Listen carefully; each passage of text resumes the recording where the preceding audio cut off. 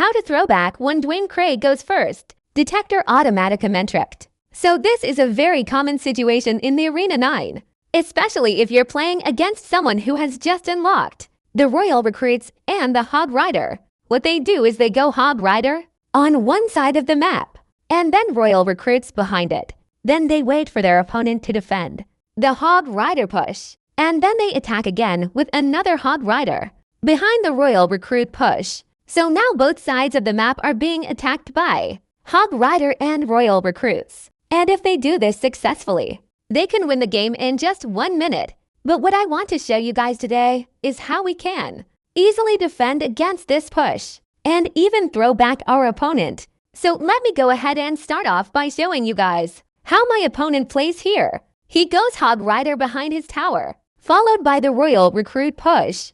Now he waits for us to defend the Hog Rider push with something like the Mini P.E.K.K.A. or the Goblin Barrel. I personally use the Goblin Barrel here because of the splash damage. Then when we are done defending the Hog Rider push, he attacks again with another Hog Rider behind the Royal Recruit push. Now because both sides of the map are being attacked, we have to spread out our troops evenly to make sure that there aren't any gaps in between them. If there are gaps in between our troops, our opponent will be able to attack through those gaps and get some free hits onto our towers. We also need to make sure that we don't overcommit too much on one side, so that way we can cover all parts of the map equally. The key part about throwing back this push, though, is making sure that we play our cards strategically on each side of the map. On the left-hand side, my opponent is attacking with the Hog Rider and the Royal Recruits. So I am going to place down my Goblin Barrel right above where their Hog Rider was placed. That way, once the Hog Rider gets close enough, the Goblin Barrel will activate and take care of the Hog Rider. My opponent then places down the Hog Rider behind the Royal Recruit push. To counter this, I drop the Archer Queen right below where the Hog Rider was placed. Once she takes out the Hog Rider, she will continue pushing forward towards the tower while taking out more of the Royal Recruits. By placing her right under the Hog Rider, it allows her to hit the Hog Rider before it reaches the tower.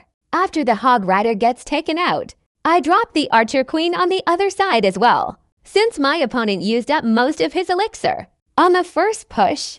This means that he won't be able to cycle another Hog Rider or Royal Recruits anytime soon. So now we can focus on finishing him off by using the remaining elixir that we still have available. I drop the Archer Queen just outside of range from the tower, where she can deal some chip shots while healing up.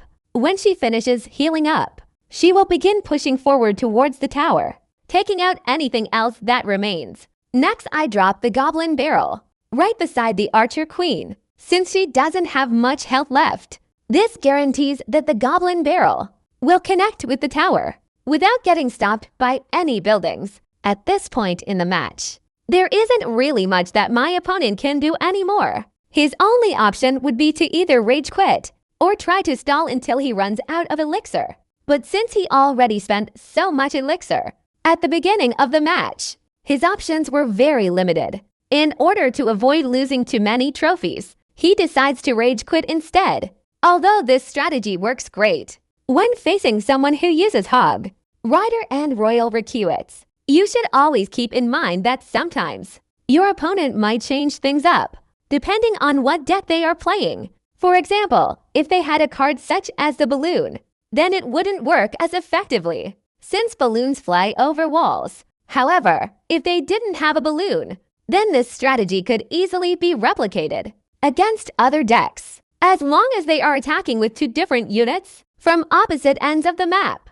Another important factor to consider is whether or not your opponent is cycling their entire deck. If they are cycling their whole deck, then it makes sense to split up your defenses like this. But if they aren't cycling everything, then splitting up your defenses might leave certain areas vulnerable. Therefore, before deciding which side of the map you want to prioritize, make sure to observe what kind of deck your opponent is running and pay attention to how often they are cycling certain cards throughout the match. Depending on these factors, you may decide to focus more